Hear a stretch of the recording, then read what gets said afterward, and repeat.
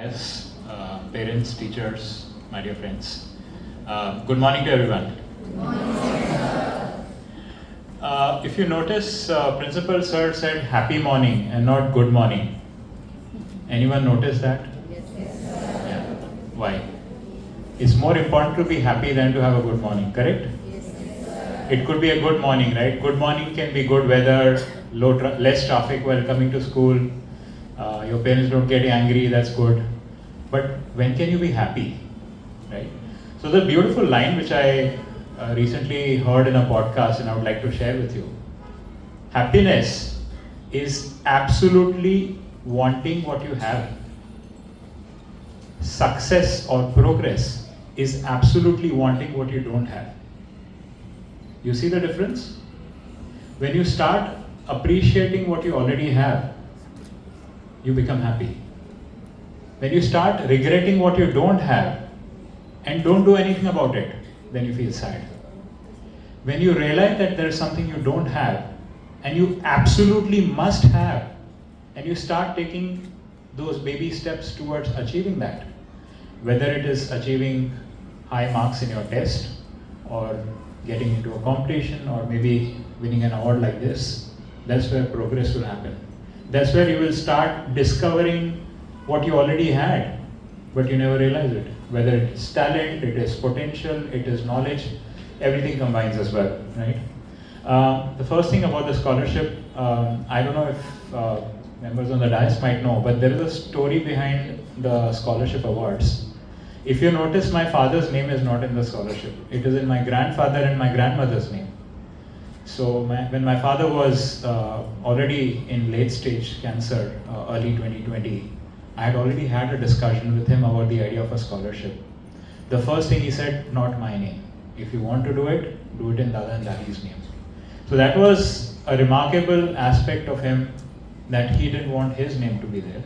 He wanted a legacy to be there. Of course, he, as Principal Sir said, Dad loved children very much, and he did want to allow some kind of a continuity of the Sonpal name, but he said, I don't want the credit for that.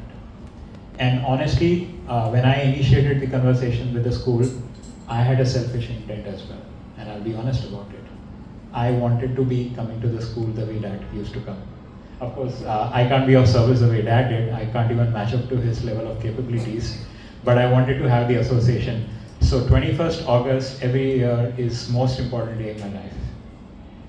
As Sir said, it starts with a bike ride for my father, but being here at the school, being with you children, being able to do a little bit on our behalf for the meritorious students who are getting these scholarships is very important. And as it's known, right, I mean, awards are for a few, but wish for success is for everyone, right? And that everyone is where we are giving you the opportunity to stretch, to do that little extra. If you score 90, you might not get the award. If you score 92, you might get the award. So the difference of 2 marks is that stretch. And many times in life, you'll realize that extra stretch is what differentiates between the winner and loser. If you look at the 100-meter competition in Olympics, the difference is 0.01 second or 0.05 seconds. I will repeat, 0.05 seconds difference can actually decide between a winner and loser. And there's a beautiful quote which is quoted in medals. The person who wins the bronze medal is more happy than the person who wins the silver medal. You know the reason why? Because the bronze medal is comparing with all the others. That, oh, I could have been fourth and I would have not got any medal. The silver medal guy is regretting that if I had been that 0.05 second faster, I would have actually got gold and not silver. And he's looking up at the gold medal guy with envy and saying that, oh, I wish I was there, right?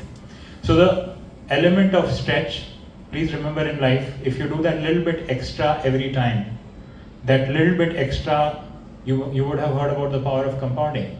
The power of compounding says the same thing, that if you continue to do a little bit extra, if you do 1% extra every year, the compounding effect will be significant in 10 years, and you would realize that value. And it's not just in money, it's in talent, it's in education, it's in any activity that you spend time. As you are applying the compounding principle, you will realize that you will edge much further away from everyone else. The other aspect which I want to touch upon is the awards which are not yet given. There's an essay contest called Against All Odds Essay Contest. No secrets, it's about my book Against All Odds. And the reason I constituted these awards, and I'm glad that I'm sharing that before the awards are announced. The first one is writing. It is very important for you to continue the art of writing. Creative writing. To be able to put it across something that you want to say in a way from a narration perspective, it requires additional effort, right? All of you in your school task might be answering questions, or you might be writing an essay on a particular topic that you studied. Here, the topic is very different. For those who might not know about the essay contest, the objective is for the student to write a story of courage, either of his own or her own, or her father or grandfather or anyone, or maybe even a friend, which he or she could draw inspiration from. And I've had so many emotional moments every time I get these series of essays. The purpose and the logic behind it is very simple. When I was writing the book for my father, I realized so many instances of courage in his regular life which I had not known. The reason I got to know a few months before he passed away was because I was asking him, please tell me about your childhood, please tell me about your college days. Instances which I would have no way known because I was not even born when he was in school and college. So that conversation never happened. But because of the book, the idea came up and he started narrating stories. And every year when I get responses from you students, I get that deja vu feeling. I realize that you are going through exactly the same experience. Interview your father, talk to your mother, ask your father about his failures, ask him about his struggle, ask him about all those secrets which your parents try to hide from you because they don't want you to see the bad part of their lives. And you will realize there is so much of inspiration which you can draw from your own parents, your own grandparents. And the stories this year have been no different from what I get every year. There's a child who writes about how her grandmother struggled despite the social stigma and went on to educate herself. A grandma or a mother who had to fight arthritis, had to fight immunity disease for more than 19 years and has still survived, and she's thriving when people had actually given up of any chance of her surviving. Something closer home, I heard about a story of one of the students' father, who decides to give up 19 years of corporate life and become an entrepreneur. He leaves the city of Coimbatore, goes to the city of Bangalore, and guess what? He starts making elevators, right? The elevators which you see everywhere, he actually built his own brand of elevators. Imagine how difficult it must have been, and the business is actually doing well today. There's another instance of a child who describes about a father deciding to go into farming.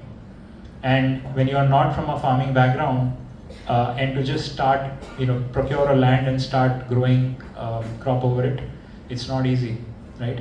And the one which was closest to my heart, and one of the friends here will relate, this child who's talked about her father's Ironman story, half Ironman story in Goa, where he had multiple jellyfish bites and he survived the entire Ironman and completed it in about 8 hours, 15 minutes, despite all the jellyfish bites. And trust me, I hope none of you ever experienced that, but a jellyfish bite can actually be quite unnerving, quite painful.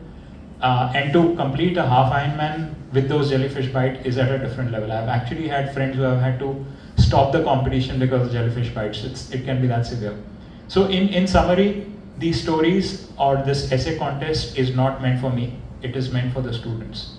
Every student who makes that minimalistic effort to write that essay is a winner.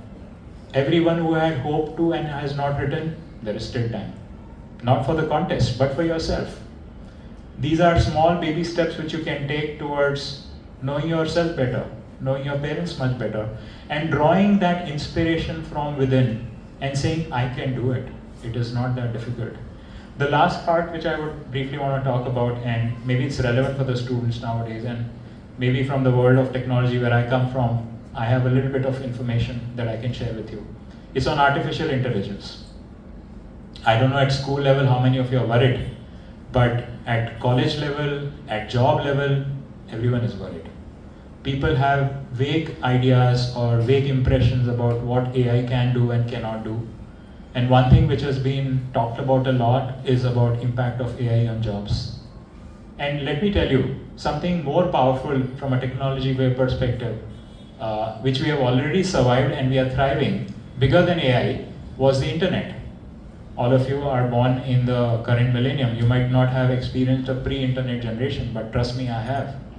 When internet came, or even when computers came, right, there was similar talk about loss of jobs, loss of opportunities, people are going to be unemployed, there's going to be a challenge. Trust me, AI is just another tool or an asset. If you know AI, your job is safe. If you don't know AI, your job is in trouble. That's a simple point. Of course, I can't describe everything about AI, but I wanted to communicate this message across to you. You cannot live without AI. Please embrace it, adopt it, and use it to whatever minimalist extent that you need to be able to know what AI can do and cannot do. Of course, I don't want you to use it for your assignments. I hope Principal Sir is not leaning towards that.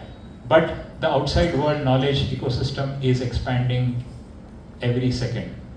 And AI can help you to be able to master that.